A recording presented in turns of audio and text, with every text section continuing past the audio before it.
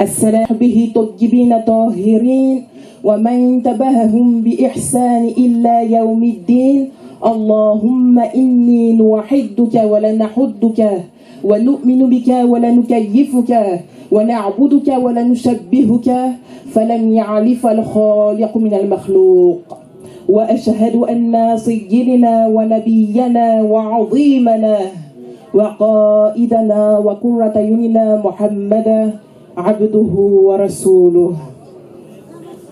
Je m'appelle Fatim Aurélia Diallo et aujourd'hui je suis honorée par l'association Les Amis du Cheikh Ahmed Tidjane Diabaté pour vous faire une présentation de cette association.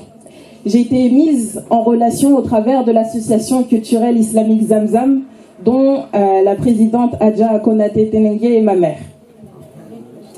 Donc c'est avec une grande joie et beaucoup d'émotion que je me tiens face à vous aujourd'hui pour vous présenter une association qui, masha'Allah, œuvre dans le bien et œuvre dans le bien lillahi ta'ala. En effet, cette association, elle incarne des valeurs qui sont essentielles dans la religion de l'islam.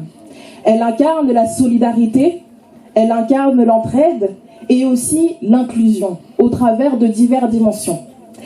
En effet, cette association, elle a été créée le 18 novembre 2023 par le bureau.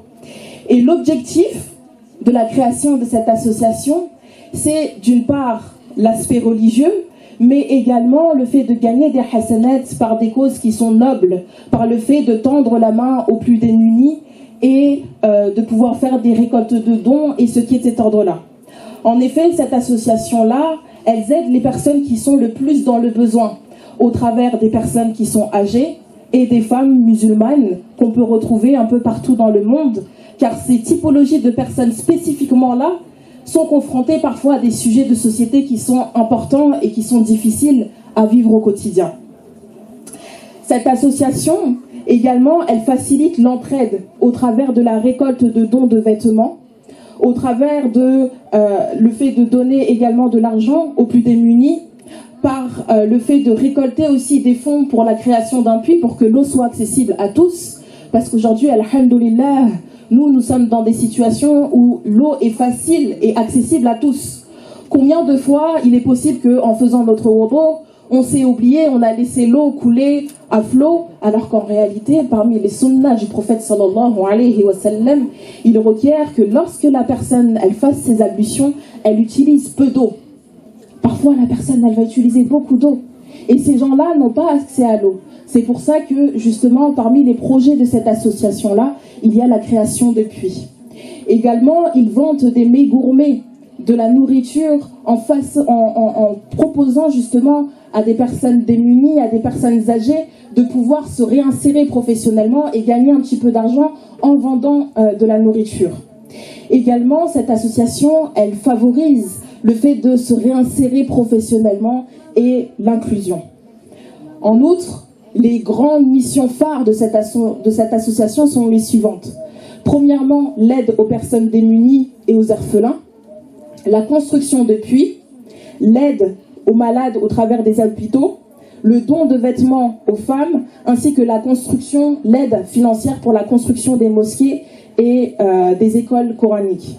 Masha'Allah, tout ça en réalité ce sont des actes de bien. Ce sont des actes de bien et ce sont des provisions pour la personne pour gagner le paradis. Et on rappelle la parole de Allah lorsqu'il dit Ya ayyuhalladhina amanu ittaqullaha haqqa tuqatih wa la tamutun wa ila antum muslimun.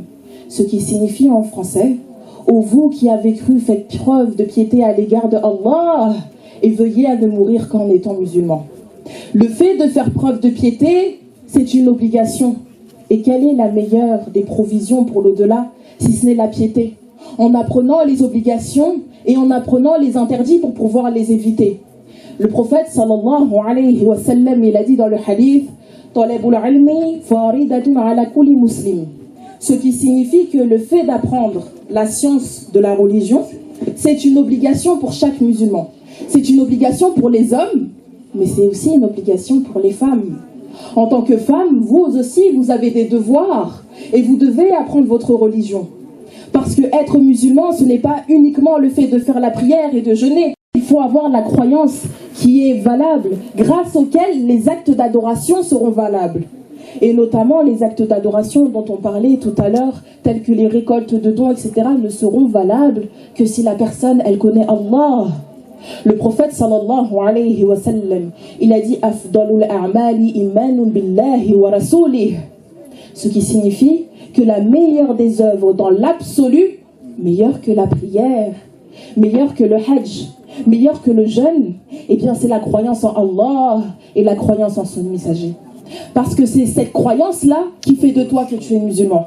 C'est cette croyance-là qui fait que tes actes d'adoration que tu fais, ils vont être valables. C'est grâce à cette croyance-là que les actes de bien, les récoltes, les aumônes, les zakats, les jeûnes, le dhikr, justement dont on parlait tout à l'heure, eh bien ils vont être valables. Que la personne n'ait pour croyance que Allah, il existe. Que Allah, c'est le créateur de toutes choses. Allah, c'est le créateur du bien et c'est le créateur du mal. Allah, il agrée le bien et Allah, il n'agrée pas le mal. Allah, c'est le créateur de toutes les créatures. C'est le créateur des corps palpables et c'est le créateur des corps impalpables. Allah, c'est le créateur de toutes choses. Également, nous sommes réunis aujourd'hui pour le jour de Ashura, car c'est le jour de Ashura, c'est le 10 de Muharram, qui correspond au 16 juillet. Lors de cet événement-là, il s'est passé beaucoup de choses, comme le cheikh a pu le dire. Notamment, Allah, il a pardonné le prophète Adam alayhi salam. Il a sauvé l'arche du prophète Nuh. Il a sauvé également le prophète Moussa et il a noyé Pharaon. Lors de cette date-là également, Allah, il a sauvé Yunus du ventre de la baleine et plein d'autres événements.